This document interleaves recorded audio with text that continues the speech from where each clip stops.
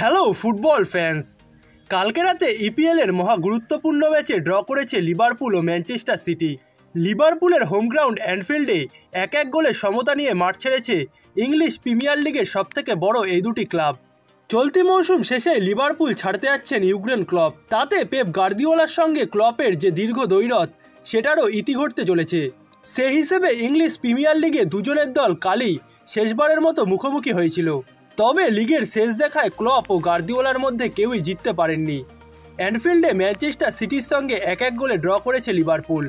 প্রথমার্ধে জন স্টোনসের গোলে সিটি এগিয়ে গেলেও বিরতির পর পেনাল্টি থেকে ম্যাকঅ্যালিস্টারের গোলে সমতায় ফেরে লিভারপুল। অন্যদিকে এ দুটি দল ড্র করায় কালকে রাতে ব্রেন্টফোর্ডকে হারিয়ে প্রিমিয়ার লিগের শীর্ষে ওঠা আর্সেনাল বর্তমানে তাদের পয়েন্ট টেবিলের শীর্ষস্থানটা ধরে রেখেছে। মিকেল আর্তেতার দলের ব্রেন্টফোর্ডকে হারিয়ে বর্তমানে পয়েন্ট দাঁড়িয়েছে 64। অন্যদিকে কালকে সিটির সঙ্গে ড্র করায় লিভারপুলের বর্তমান পয়েন্টও 64। তবে লিভারপুল গোল ডিস্টেন্সে পিছিয়ে থাকায় আর্সেনাল বর্তমানে শীর্ষে আছে। অন্যদিকে ম্যানচেস্টার সিটি 63 পয়েন্ট নিয়ে পয়েন্ট তালিকার তৃতীয় স্থানে আছে। এবারে লিগ মৌসুমে প্রথম লড়াইয়েও ড্র করেছিল ম্যানচেস্টার সিটি ও লিভারপুল। গত নভেম্বরে ইতিহাস স্টেডিয়ামে অনুষ্ঠিত ম্যাচের ফলও ছিল 1-1। তবে কালকের ম্যাচে যে পরিমাণ আক্রমণ পাল্টা আক্রমণ হয়েছে তাতে আরও একাধিক গোল পেতে পারত দুটি দলই। কালকের ম্যাচটিতে দু দল লক্ষ্যে শট নিয়েছে সমান 6টি করে, গোলের সুযোগ তৈরি করেছে মোট 29টি। কিন্তু গোটা ম্যাচ জুড়ে দু দলের ফরোয়ার্ডদের ফিনিশিংয়ের দুর্বলতায় ম্যাচে আর কোনো গোল পায়নি দুটি দল। লিভারপুলের ঘরের মাঠে ম্যাচে 23তম মিনিটে এগিয়ে গেছিল ম্যানচেস্টার সিটি। কেভিন ডি ব্রুইনের নেওয়া নিচু কর্নার থেকে ডি বক্সের ডান প্রান্তে বল পেয়ে সিটিকে এগিয়ে দেন জন স্টোনস।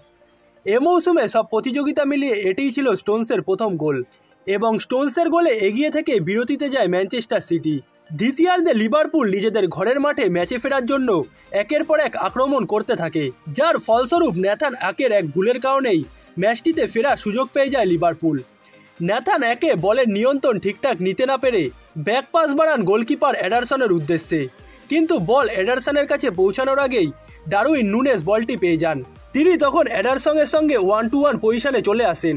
উরুগুয়ান ফরোয়ার্ড বল নিয়ে ডি বক্সে ঢুকতেই তাকে ফাউল করে বসেন এডারসন, যার ফলে ম্যাচটিতে পেনাল্টি পেয়ে যায় লিভারপুল এবং সেই স্পট কিক দিয়ে আর্জেন্টিনার হয়ে বিশ্বকাপ জেতা ম্যাকঅ্যালিস্টার গোল করে লিভারপুলকে সমতায় ফেরান।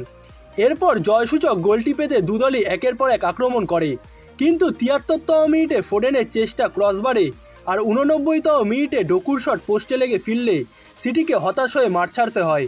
শেষ দিকে লিভারপুলও জয়সূচক গোলটি পেয়ে গেছিল, তবে অফসাইডের কারণে সেই গোলটি বাতিল হয়, যার কারণে এই ম্যাচটিতে 1-1 গোলে ড্র নিয়ে মাঠ ছাড়তে হয়েছে লিভারপুল ও ম্যানচেস্টার সিটিকে এবং প্রিমিয়ার লিগে ক্লপ ও পেপ গার্দিওলার দ্বৈরথটা ড্র দিয়ে শেষ হয়েছে।